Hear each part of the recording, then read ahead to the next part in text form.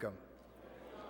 On behalf of the Honorable Minister Louis Farrakhan and the family of the Nation of Islam, we'd like to welcome and thank each and every one of you that are listening via webcast and those that are here in the city of Chicago at Mosque Mariam. We thank you for coming to join us on this Tuesday evening. And just as we start our program, we want everyone to take out a notebook, take out a pencil, take out a pen. This is a classroom.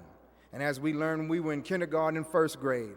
Let us put our thinking caps on as we're blessed to hear from our brother, Dr. Ali Muhammad. And before we bring him on, we would like to bring forward Brother Michael Muhammad to carry us forward into our program. Please give Brother Michael Muhammad a warm round of applause.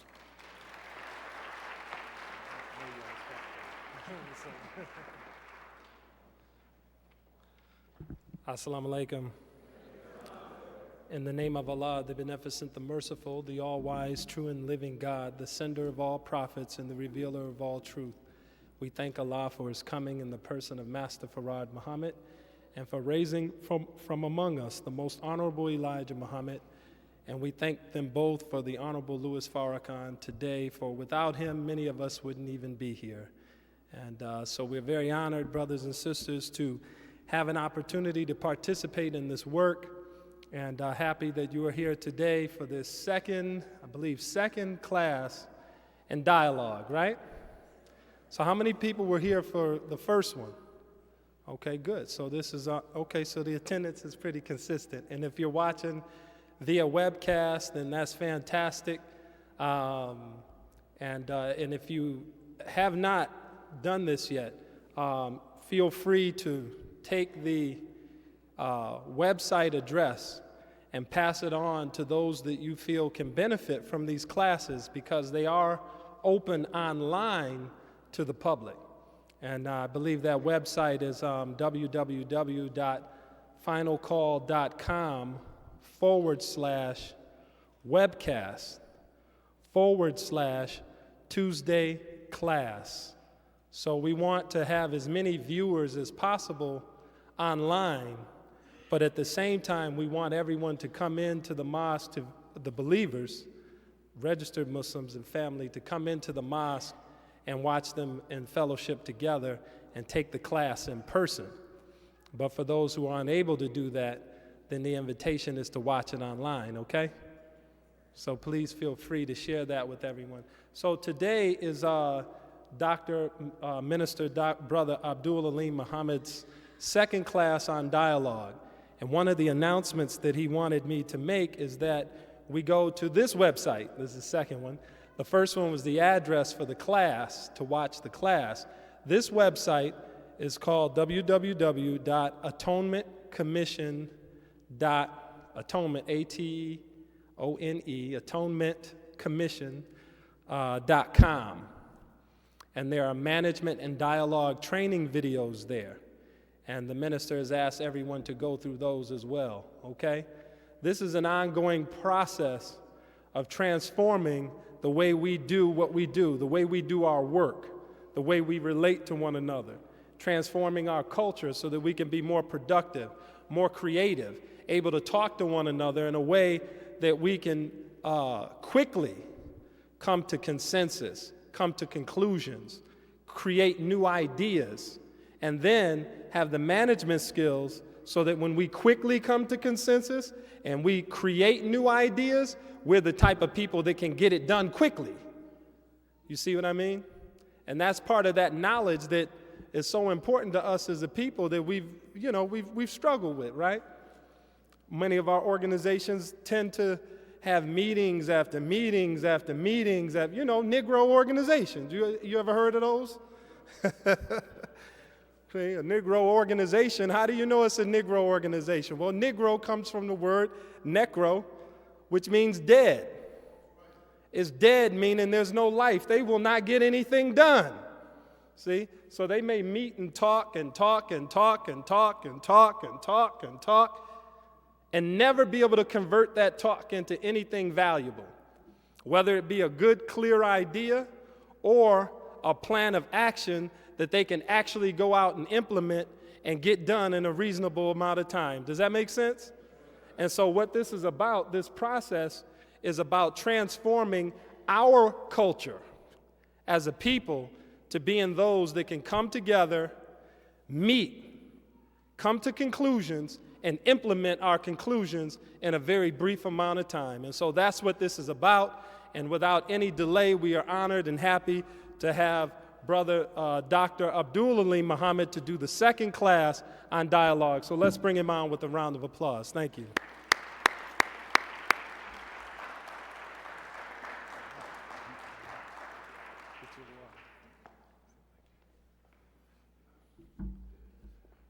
In the name of Allah, the Beneficent, the Merciful, the All-Wise, the True, and the Living God who came to us in person.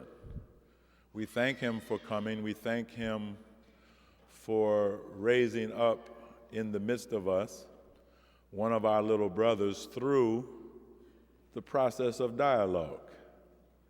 He talked to him day and night for 3 years and about 4 or 5 months. And in the process of that talking, in the process of that dialogue, in the process of that questioning and answering, a marvelous transformation took place in a man who started out in a state of mental death. And it ended up with him being lifted up, resurrected into a state of oneness with God, so that at a later time he could say that he turned me into himself through the process of dialogue. So we thank the both of them, Master Farad Muhammad and the Honorable Elijah Muhammad, for their servant to us today that's in our midst, that is leading us and teaching us and guiding us, the Honorable Minister Louis Farrakhan. And it is in their names that I offer the greetings of peace. We say it in the Arabic language, Assalamu alaikum. So how's everybody doing this evening? I too am fine, giving thanks and praise to Allah, working hard in His name, trying to make His word my bond. And brothers and sisters, I'm very, very happy to be here. I get excited just thinking about these Tuesday evenings. And I look forward to the next step in a long journey till we become a nation of dialogue. Now, last week, we did quite a bit, covered a lot of territory, and there's a lot of territory yet to cover over the next 2 or 3 weeks. Tonight, as you can see, our topic is dialogue for self-discovery and family survival. Self-discovery and family survival.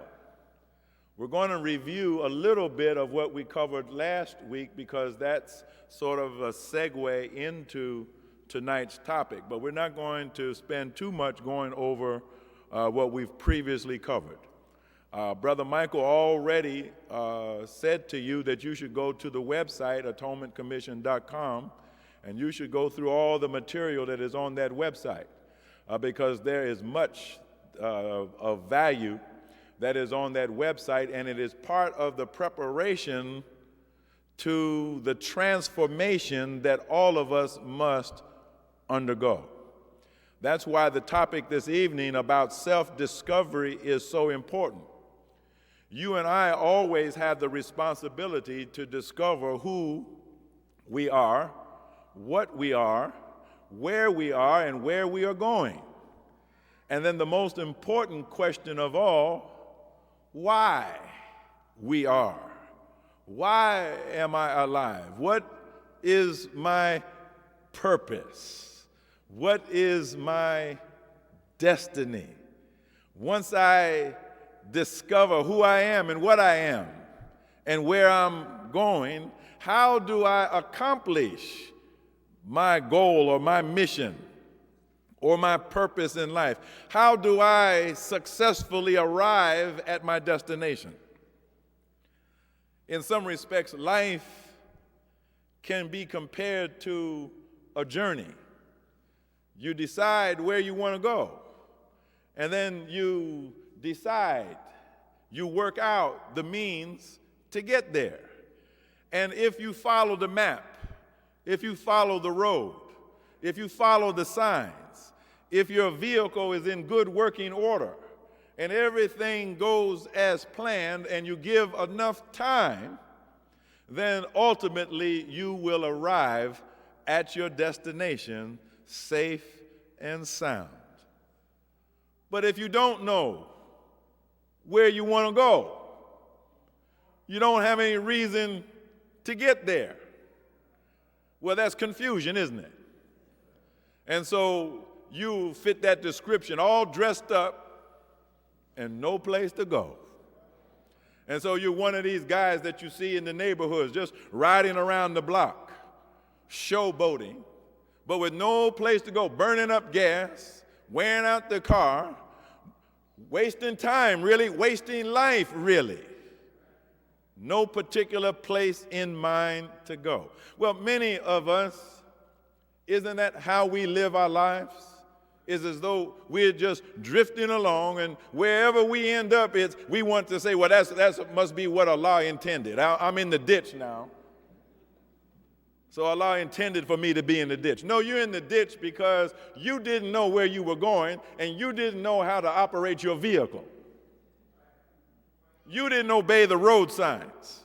You ignored the conditions of the road, and since you were careless as a driver, now you're in the ditch, or you're headed to the ditch, and you may or may not ever reach your ultimate destination.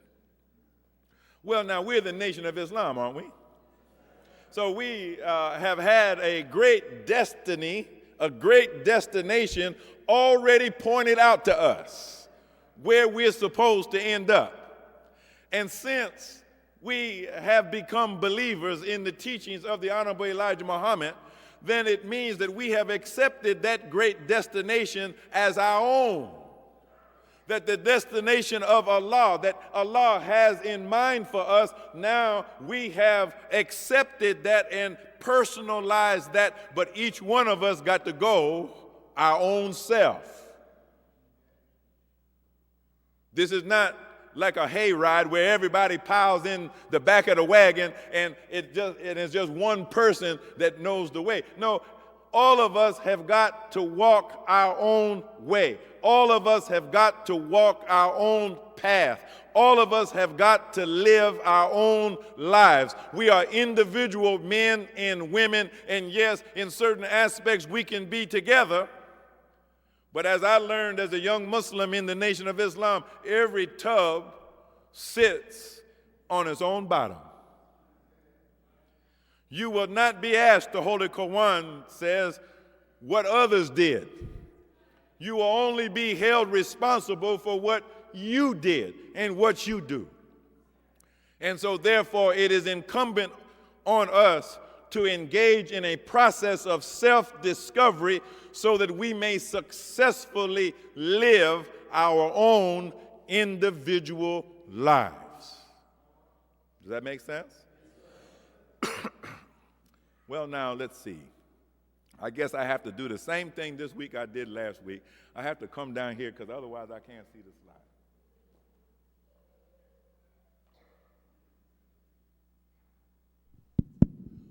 Could I see the next slide, please? Oh, this is the wrong. This is not. Go to slide 49, please.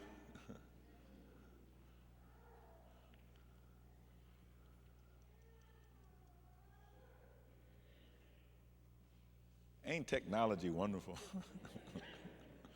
Here we go. Dialogue for Self-Discovery and Family Survival. Next slide, please. Next slide.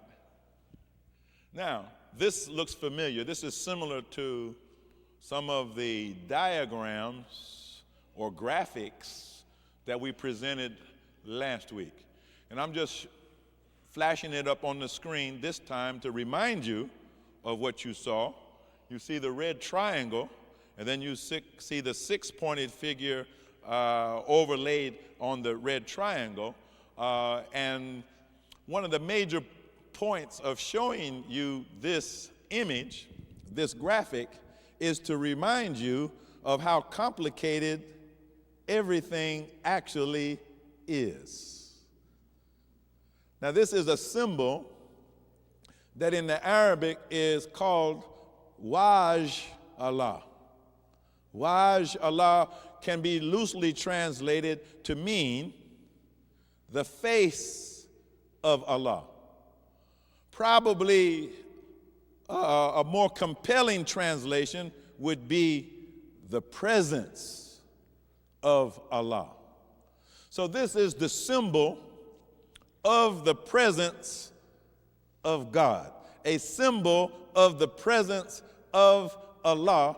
And because it is based on the number 9, in the Greek it is referred to as the Enneagram, which just means a 9-pointed figure. But it represents systems that operate in the created universe. And every created system, whether it is the planetary system or the human organism, is based on the number 9.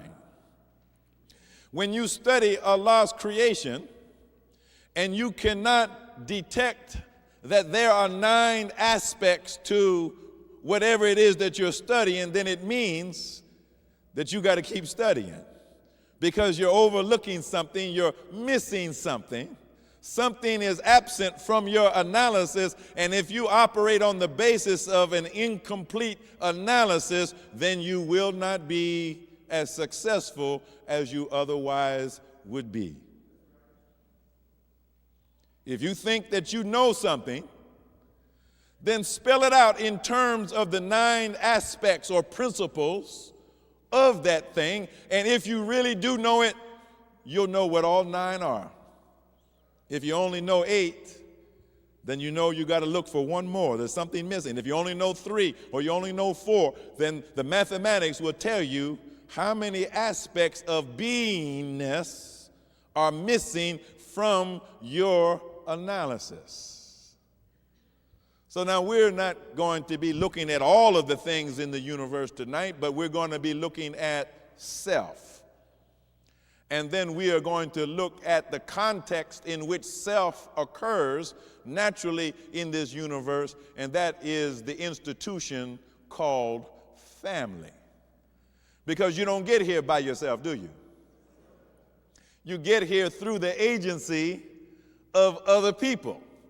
And those close relatives of yours, through whom you come and with whom you live and by whom you are nurtured and raised and protected, that's what we call your family. And of course, the definition of family can be expanded. It can be more than your mother and your father and your sisters and your brothers, because they also had parents, didn't they? Your parents had parents. And they may have had sisters and brothers and uncles and aunts and cousins and nephews and nieces. And the concept of family can be expanded even further than that, because ultimately you are a part of a wide network of people who to some degree are related to one another by blood.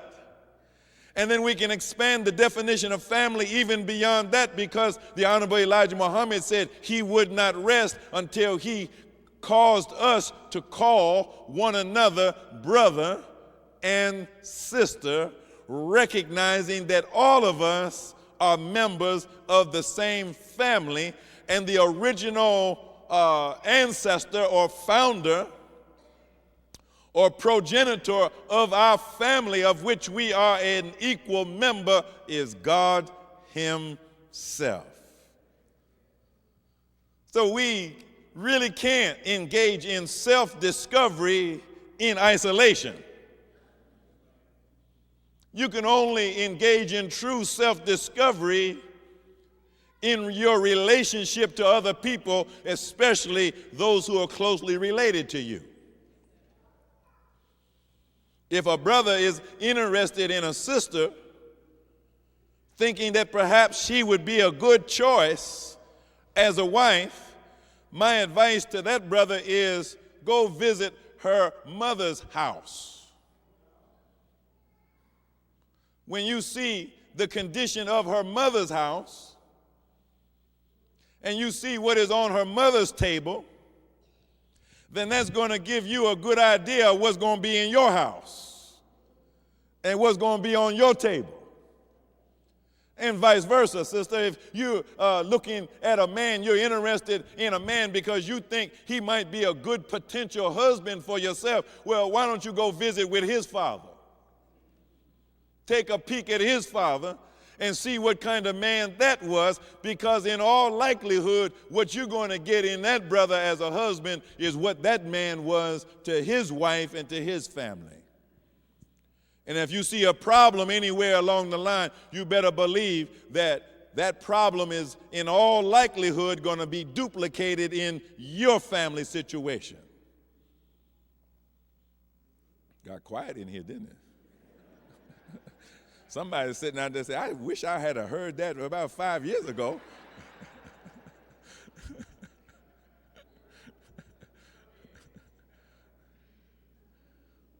Could I see the next slide? What we are doing in these classes that the Honorable Minister Louis Farrakhan has authorized for the Nation of Islam, we are growing circles of dialogue. I get a lot of emails lately, some phone calls from people all over the country, and they've got problems with dialogue. They're in a mosque or a study group, or they're in their family or whatever the setting is, and they're trying to get into this dialogue thing, and they're running into problems. And that's why we're having this training course, because after we had the conference on the farm with the laborers, I cautioned them that they should be very careful when they go back home, because even though they had experienced a process of dialogue in the farm conference, yet it was a new process that they were not the masters of. They had experienced something, but they didn't create it. They were not the experts in it. And so therefore, be careful when you go back home trying to introduce people to something that you yourself are hardly familiar with.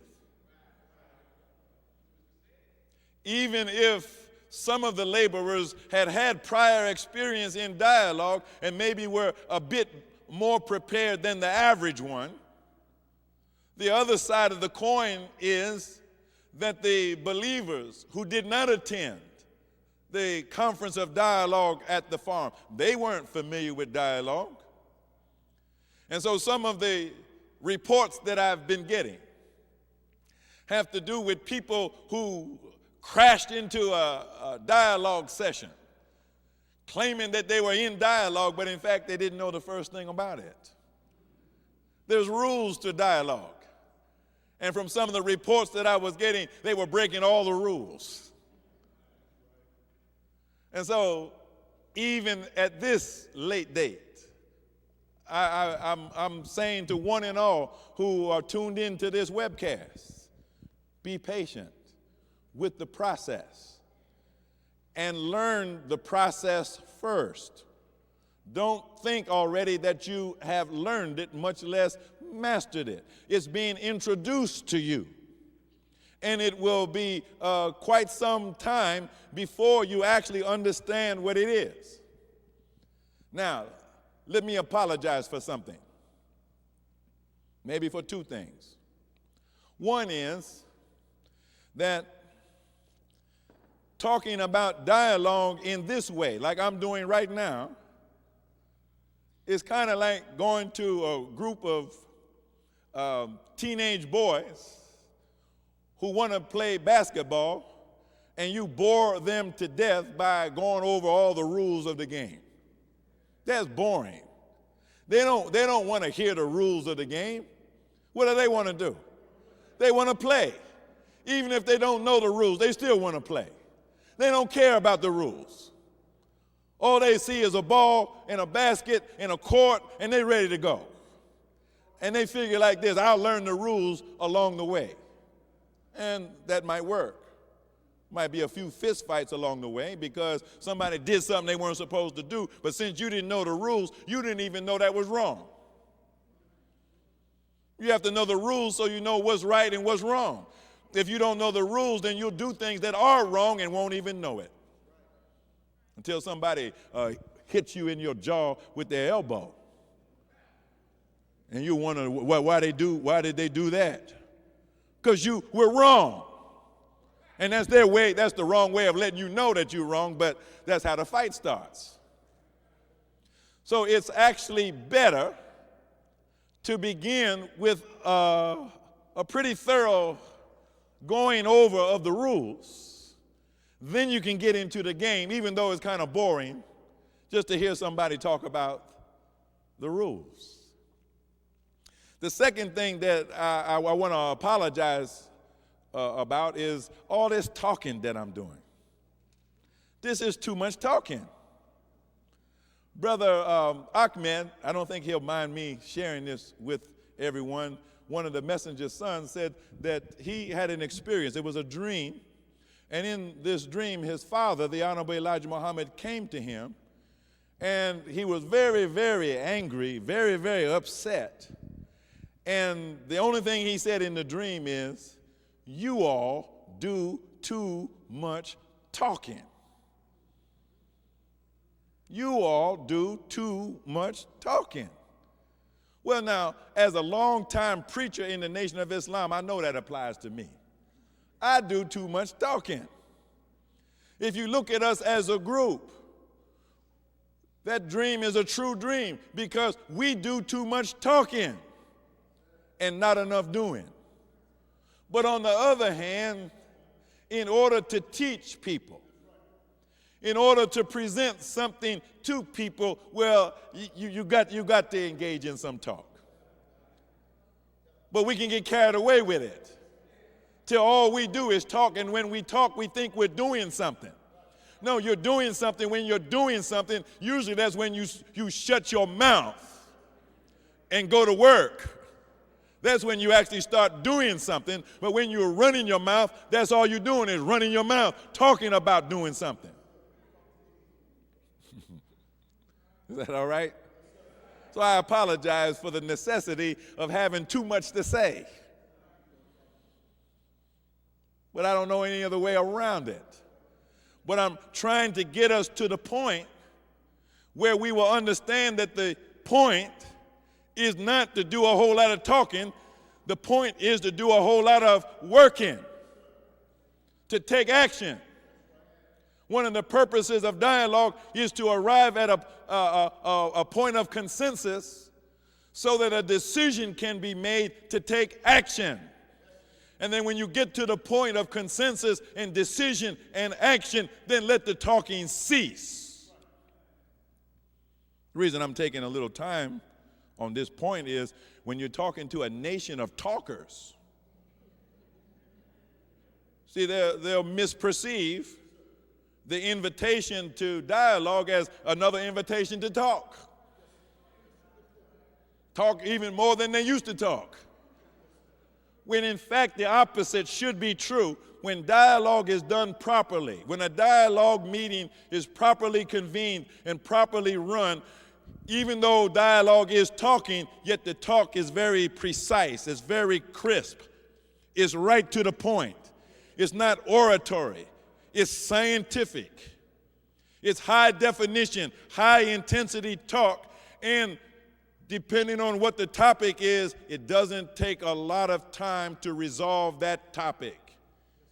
If it's a relatively simple topic, then you can actually resolve it in 5 minutes, 10 minutes, 15 minutes. Sometimes when the dialogue goes on and on and on and on, it is because the topic itself is too complex. It should have been thought about first, a little bit better, And maybe that topic could have been broken down into 4 or 5 subtopics. Then each of those subtopics can be handled one at a time, building consensus on each one. Then you end up with consensus on the whole. Or sometimes the topic is philosophical. It's one of these open-ended philosophical discussions that actually, if you read the history of the world, that topic has been under discussion for thousands of years. So now you're not going to resolve that in an hour or two of dialogue.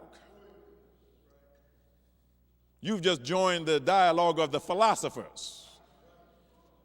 And that's okay if you understand that that's what you're doing. But the presentation of dialogue in the context of the present day Nation of Islam is more practical than that.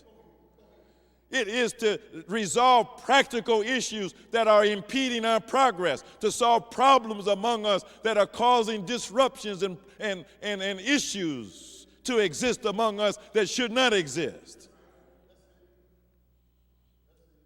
And then we can reserve the philosophical for some other time. But let's solve these practical problems that are interfering with our progress. So, growing circles of dialogue. We introduced a kind of dialogue last week where I talked about calling a meeting of self. How many remember that? Under the dome of divine reasoning and understanding. And how many of you wrote that down in your notebooks? Okay, that's good. Now, how many of you since last week have convened such a meeting? Okay, a few hands. Give them a hand.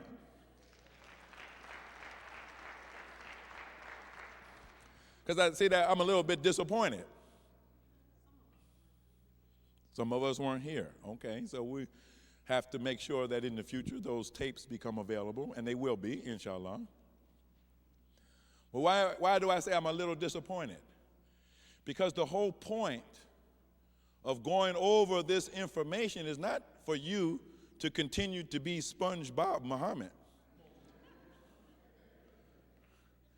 But it is for you to hear something that has practical, useful value that you can put to use immediately. This is not theoretical. We don't need more theory. What we need is practice. And only the bare minimal amount of theory to support the practice. But we want to be those who are not just hearers of a word, but those who are doers of a word. So bring that orientation to these Tuesday evening classes, that what you are listening to is not something just to be listened to. It's something to be done. And so the circle of dialogue begins with yourself. And then it should spread to those that are around the self, essentially the family, and then the friends, and then the neighbors, and organizations and groups that you might be a part of. I'm going to use the occasion of my own family reunion that just took place this past weekend. And I wasn't thinking about this last week, but since I experienced that family reunion, it turns out that family reunion really was a family dialogue. And I'm going to show how that relates to the topic of self-discovery. Growing circles of dialogue will lead us to the point where we can talk to anybody about anything that needs to be talked about. That we will be able to handle any problem or any situation or any challenge that confronts us. Whether we are confronted with it as individuals or as a family or as an organization or as a nation. Are you following me? And then as a nation, or we could say as a community, then as a dialogue community or a dialogue nation, then we will be able to put ourselves in dialogue with other communities and with other nations. If we had dialogue among the nations of the world today, then would there be war? No, if people actually knew how to confront one another, not in a violent way, but confront one another as people, person to person, man to man, community to community, nation to nation. And if they practice the process of deliberative dialogue, then whatever the conflict is, whatever the problem is, they would solve it and they would never resort to arms. What is the literal meaning of the Nation of Islam? That term, Nation of Islam. What is the literal meaning of it? Nation of peace. Well, how can the Nation of Islam be, in fact, the nation of peace unless and until that Nation of Islam has mastered the techniques of deliberative dialogue?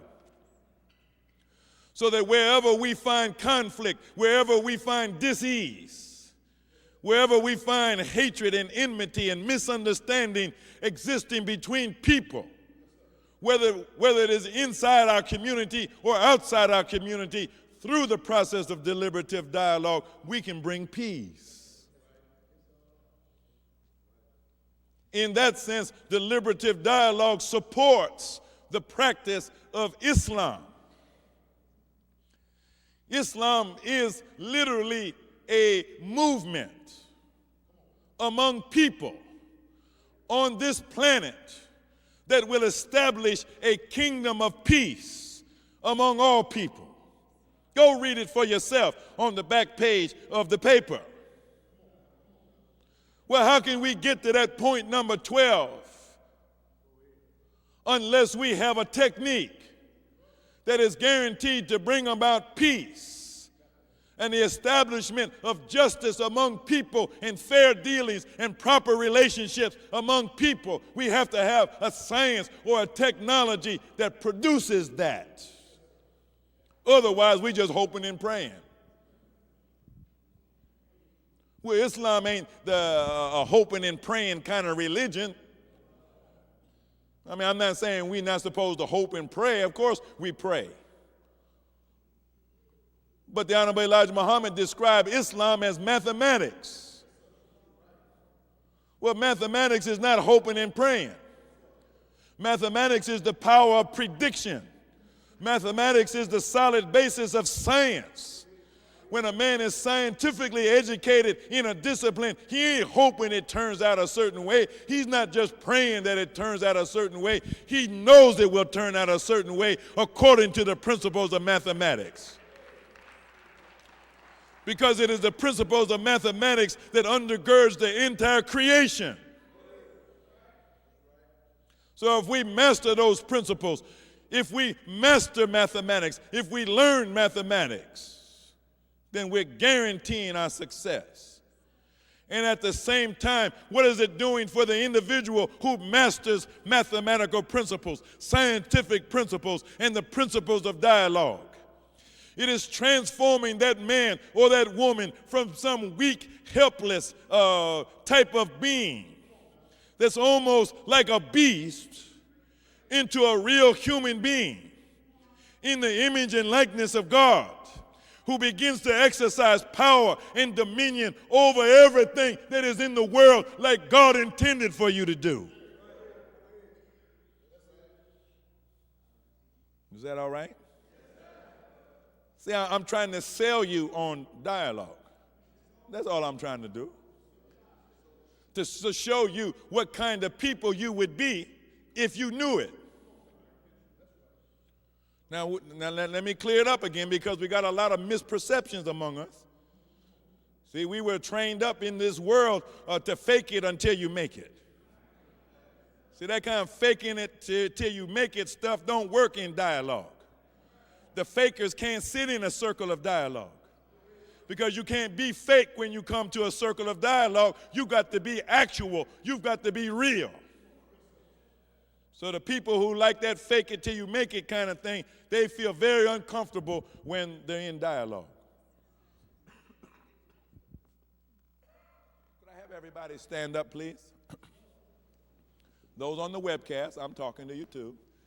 Now, pair up. I want you to turn so that you're facing the person next to you.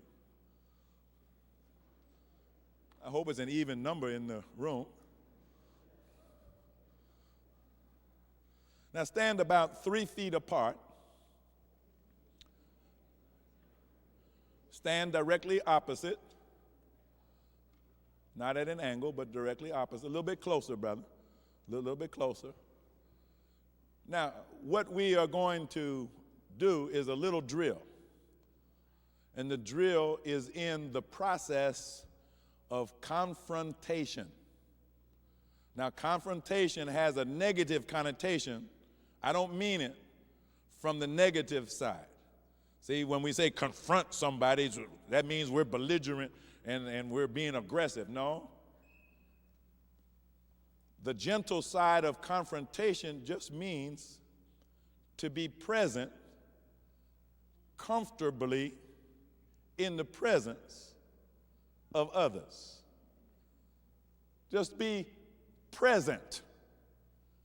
Be aware of the fact that you are present and that you yourself occupy your own space and time. Now, I want you to close your eyes. The first part of this drill, I just want you to close your eyes and just be comfortable where you are. Be comfortable with yourself, knowing that there is another person in close proximity. And I want you to feel easy about that. No anxiety, no nervousness, no sweating. It's easy. You are being yourself. You are there. You exist. I want you to feel consciously your own existence, your own self, occupying space, occupying time.